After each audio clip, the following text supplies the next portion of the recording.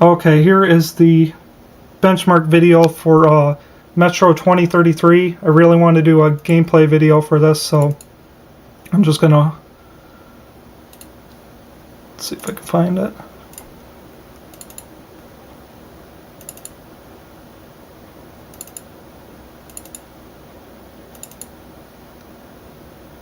Okay, so I'm running Metro 2033 right now, and I will be running this on a, like I said, 24-inch Samsung. The monitor, just in case you guys were wondering again, was the SyncMaster T240HD. It's a 24-inch LCD monitor with a HD TV tuner built in. But it is a monitor, it's not an HD TV. But it has HD TV features, so that's kind of cool.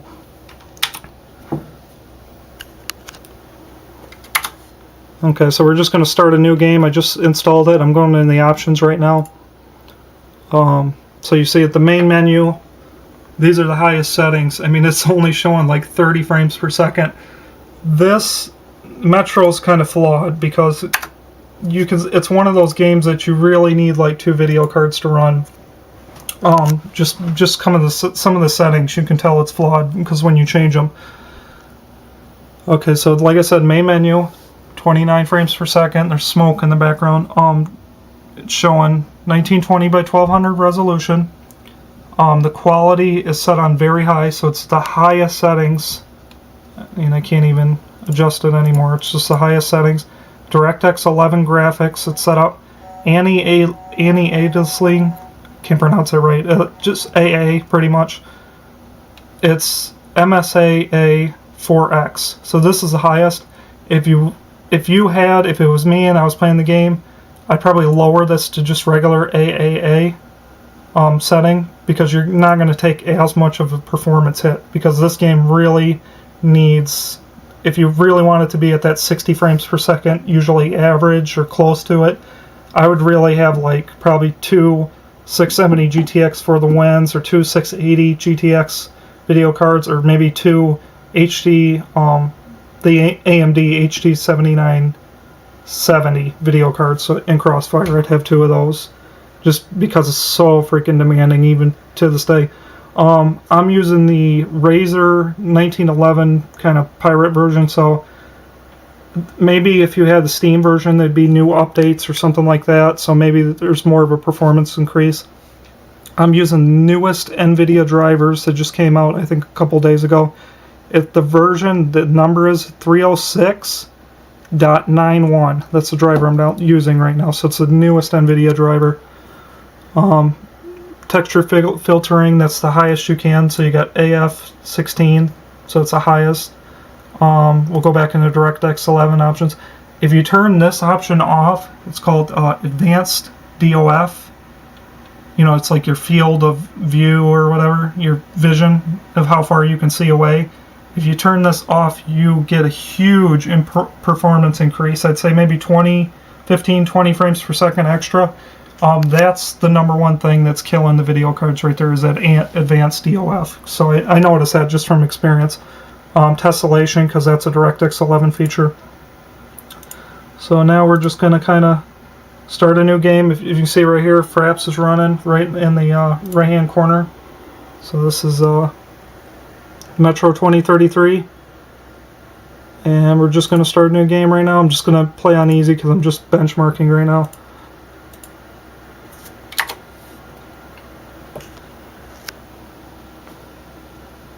You guys probably played Metro 2033 before, so I just kind of want to just test it out right now.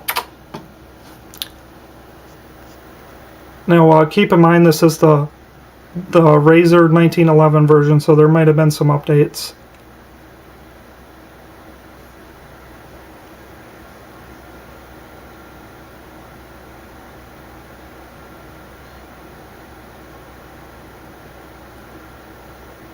Uh, 31 frames per second. Yeah, so 32, 35. Very, very demanding. Okay, so right now I'm getting 30, 32, 30, 36, as you can see. Let's see. I'm getting 37 frames per second. It's demanding. When you have the highest settings, I'm not going to lie, it is demanding. It's one of those games where you probably need 2 video cards, maybe because it's not optimized as well. Yeah, I think if they had better drivers, it'd be more optimized, and you could run maybe in that 40 to 50 frames per second.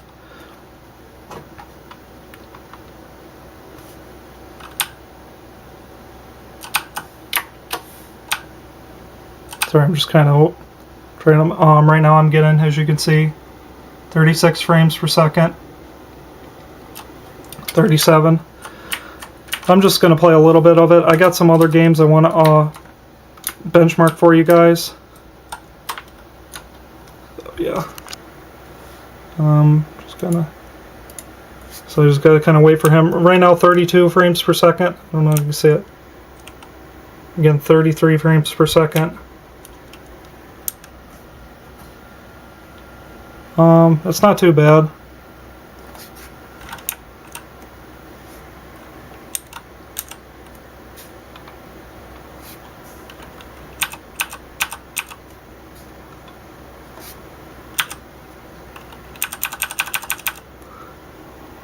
Right here, now we're in 37, so now I'm just going to fire off some rounds and kind of show you how much 34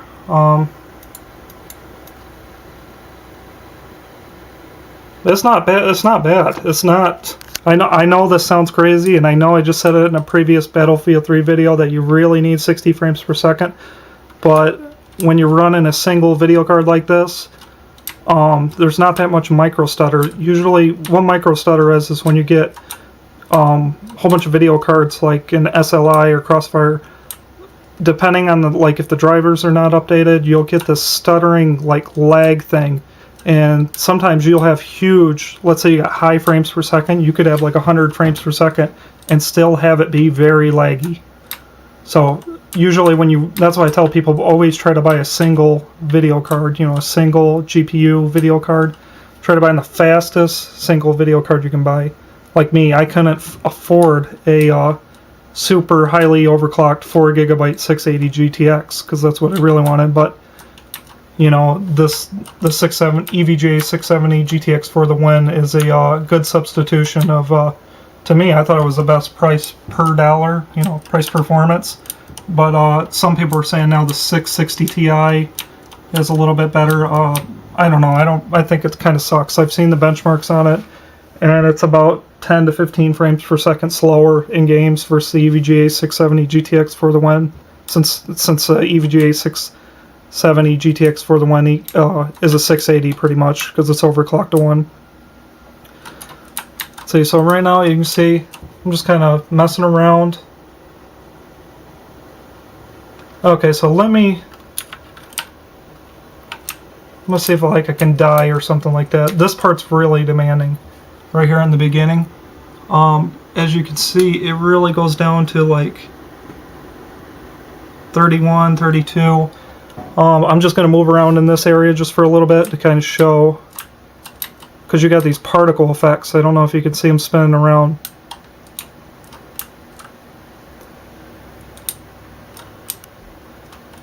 Yeah, it's not too bad for 30 frames per second. It's playable on max settings. I would say that very much so. If you were to overclock the card a little bit more, I'm thinking maybe you could go like 4 or 5 frames per second more, which would put that maybe in that average 40 frames per second. To me, it looks like I'm getting 35 to 40 frames per second. As you can see, it's showing up as 38, 35, 37. Yeah, you just have to play around with your settings. Now let me show you something.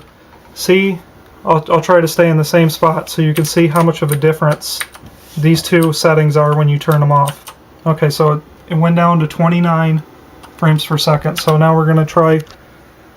Now I don't know if it's going to make me go back in the options and restart the game, but we'll see if I can turn off some of these features. Now I'm going in the DirectX 11 options, and I'm turning off this advanced depth. They call it depth of field. It's like a view, depth of view. I'm turning that off. And remember, it was only 20 frames per second, 29 in the menu. Remember, Now look at that, 45 frames per second. Now we'll just play around with that for a second and go back in the game. Now look at your frames per second. Remember, it was 29 frames per second right here? Look at that, 43 frames per second. I told you something is wrong with the game for you to take that much of a performance hit with the advanced depth of field setting on here. And now it's really, it's buttery smooth. 60, look at this. 62, 63 frames per second. Amazing. So now you can max out Metro 2033. I think it's just a bug with the game. Like I said, I'm getting 60. I'm looking down right now, so let's see, hold on. See, I'm going under the door. And you're getting 60 frames. Let's shoot the gun for a second.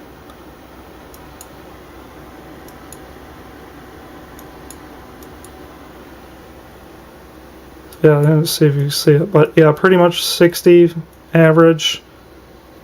45, so when you go into these particle areas, the lowest I'm seeing it go is like 42. Just look around, kind of.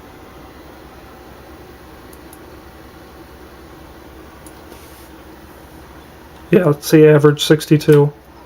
So yeah, I just wanted to test that out and tell you the performance. It is so hard to play and record at the same time, so I really give credit to people like Sloppy, who I'll put a link to his channel. He's the one who kind of inspired me to do some of these benchmark videos.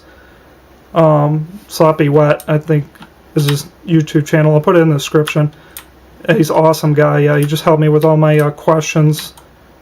I checked out some of his videos when I was looking at the EVGA 670 GTX for the win. He's got 2 of them in SLI, and he finally upgraded to EVGA 680 super clocked editions, the ones with the dual fan cooler, and just amazing. It's stunning that you can max those things out like there's no tomorrow, even at a his resolution, 2560 by 1600 resolution on a I think he's got a 30-inch monitor. It's just really truly amazing, the performance, as you can see. Now, I got max settings. All I did was turn off advanced depth of field, or depth of view. Depth of field, yeah, it was DOF. So yeah, you can really tell. Remember, 29. So you want me? I'll turn it back on and I'll show you.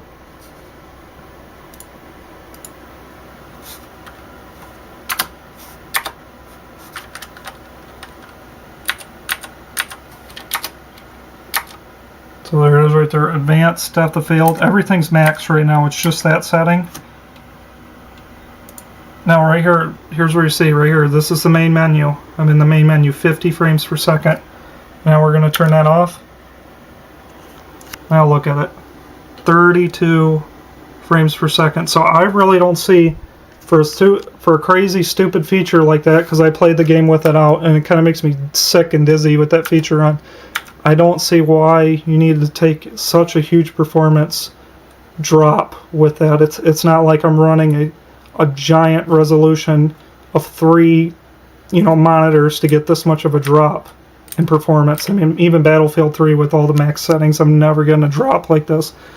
So now, 30 frames per second. This is with advanced depth of field on, and I'm getting 35 right now, and before I was getting 30 right there. Before I was getting, like I said, 45, 47 frames per second without this. So yeah, just turn that depth of field off, because I think it's just a waste. I hope you like my it's a little performance review. You guys probably seen a lot of benchmark videos of this game, so I just wanted to kind of show you little settings of it and how it runs. Let me open up MSI Afterburner, because I want to show you something. That's with the highest settings.